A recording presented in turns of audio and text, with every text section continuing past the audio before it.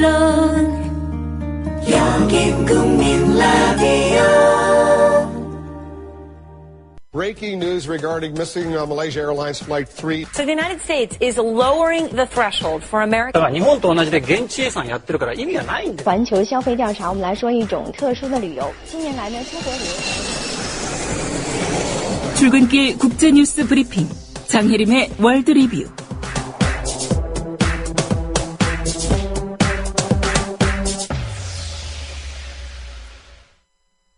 네, 주요 국제 뉴스부터 정리하겠습니다. 매주 금요일에는 한 가지 이슈나 주제를 심층적으로 다루는 시간으로 진행해 볼까 합니다.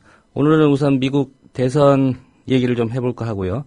다음 주 금요일에는 차기 미 대선의 주요 대권 주자들 둘러싼 정치 지형 그리고 이슈 살펴보는 그런 시간으로 진행해 보겠습니다.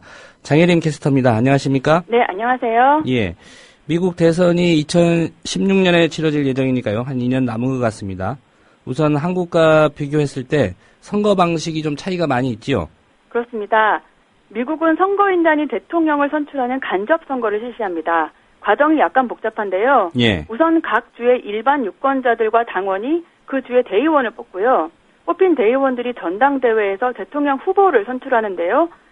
대의원 표의 과반수를 얻은 사람이 그 당의 대통령 후보가 됩니다.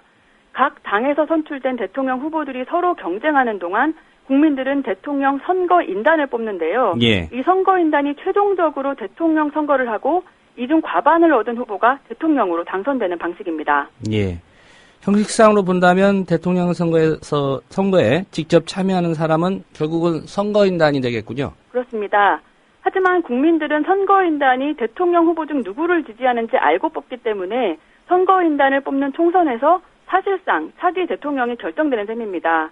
물론 선거인단이 최종 투표에서 다른 후보를 뽑을 가능성도 있긴 하지만 그런 경우는 드물고요. 예. 그래서 결국 최종 대통령 선거는 형식적인 절차에 불과하다고 볼 수 있습니다. 예. 말씀하신 대로 선거인단 선거가 곧 대통령 선거다 이렇게 봐야 되겠는데 그렇다면 이 선거인단은 총 몇 명이나 됩니까? 선거인단 수는 각 주의 하원과 상원 의원을 모두 합친 수인데요. 상원 의원은 각 주당 2명이고 하원 의원은 그 주의 인구수에 따라 달라집니다. 예. 예를 들어 캘리포니아주의 선거인단은 55명이지만 알래스카주는 3명입니다. 하원 435명과 상원 의원 100명, 그리고 워싱턴 DC에 있는 3명의 선거인단까지 모두 합해서 총 538명이고요. 538의 과반인 270표를 얻으면 대통령에 당선됩니다. 예. 각 주마다 인구수에 따라서 선거인단 수 달라진다고 하셨는데 같은 주에서 다른 대통령 후보를 지지하는 선거인단이 나올 수도 있습니까? 그것도 주마다 차이가 있습니다. 메인과 네브래스카 이 두 주에서만 각 후보의 득표율에 따라 선거인을 분배하고요. 예. 나머지 주에서는 총 득표수가 단 한 표라도 많은 쪽의 당이 그 주의 선거인단 전체를 차지하게 되는데요. 한마디로 해당 주에서 가장 많은 표를 얻은 후보에게 선거인단 전체가 표를 몰아주는 승자 독식제입니다. 예, 2개의 주를 제외하고는 대부분의 주가 그런 제도를 채택하고 있군요. 그렇습니다. 그렇다면 대통령 후보 입장에서 본다면 각 주에서 자기를 지지하는 선거인단이 많은 표차로 이기건 적은 표차로 이기건 이건 중요한 게 아니겠습니다. 그렇습니다.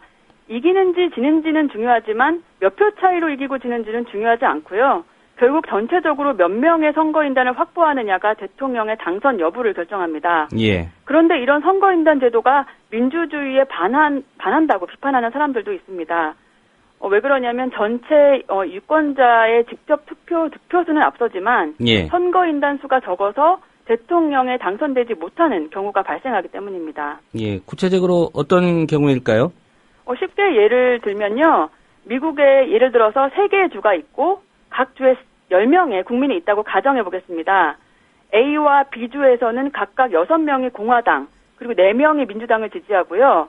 C주에서는 1명이 공화당, 9명이 민주당을 지지한다고 보겠습니다. 예. 그러면 공화당을 지지하는 사람은 총 합해서 13명이고 민주당을 지지하는 사람은 17명입니다.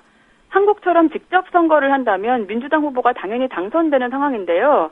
하지만 미국 방식으로 하면 A와 B 2개의 주에서 공화당 대선 후보를 뽑은 선거인단이 선출되기 때문에 정반대의 결과가 나오게 됩니다. 과거 미국 대통령 선거에서 실제로 이런 사례가 있었죠? 그렇습니다. 이런 일이 4번 있었는데요. 가장 최근 경우는 민주당의 엘고어 후보와 공화당 조지 W 부시가 경쟁을 했던 2000년 미국 대선입니다. 전체 국민의 득표에서는 엘고어 후보가 앞섰지만 선거인단 수는 부시가 앞서서 결국 부시가 당선됐던 경우였습니다. 예. 이 사례 같은 경우에 왜 이런 문제가 생겼던 걸까요? 미국은 주들이 먼저 형성되고 그것들이 연합되는 방식으로 나라가 만들어졌는데요. 그 과정에서 민주주의의 원칙이 좀 왜곡됐다는 그런 비판이 있습니다. 이런 비판 때문에 선거인단 제도에서 주민 직선제로 바꾸는 내용의 헌법 개정안이 논의되기도 했습니다. 예. 이런 선거인단에 의한 대통령 선거제도 결국 그 후보들의 선거 활동에도 좀 많은 영향을 미치겠군요. 맞습니다. 한국에서도 지역별로 정치색이 좀 다르듯이 미국도 주마다 정치 성향이 있는데요. 후보들 입장에서는 이미 공화당이나 민주당의 승패가 결정난 소위 자기네들 텃밭들에서는 크게 힘을 쏟지 않게 됩니다. 예. 또 비슷하게 아예 질 곳 있잖아요. 아예 이길 수 없는 그런 곳도 신경을 별로 안 쓰고요. 대신 지지당이 명확하지 않은 경합주에서는 한 표라도 더 얻기 위해 총력을 기울이는 경향이 있습니다. 예. 2000년도 미국 대선 얘기를 해주셨는데 당시에 부시가 당선됐을 때 부정선거 논란도 있지 않았습니까? 맞습니다. 플로리다주에서는 사망자 이름의 투표용지가 발견되는 등 투표 임명부에 없는 사람 이름의 투표지가 나오면서 심각하게 개표 논란이 벌어졌습니다. 예. 하지만 결국 연방대법원은 부시의 승리를 선언했고요. 이것 때문에 부시는 법원이 만든 대통령이라고 불리기도 했습니다. 어떻게 보면 엘고어는 억울하게 패배를 한 건데요. 엘고어는 도전할 땐 맹렬하게 싸우지만 결과가 나오면 단결하고 화합하는 게 미국이라며 결과에 승복했었습니다. 예. 민주주의가 잘 지켜지는 국가라는 이미지가 강한 미국에서도 최근까지 이런 부정선거가 있었던 겁니다. 예. 법원이 만든 대통령, 그래도 국가정보원이 만든 대통령보다는 나은 것 같습니다. 아, 그런가요? 예. 오늘 얘기 잘 들었습니다. 네, 감사합니다. 예, 장혜림 캐스터였습니다.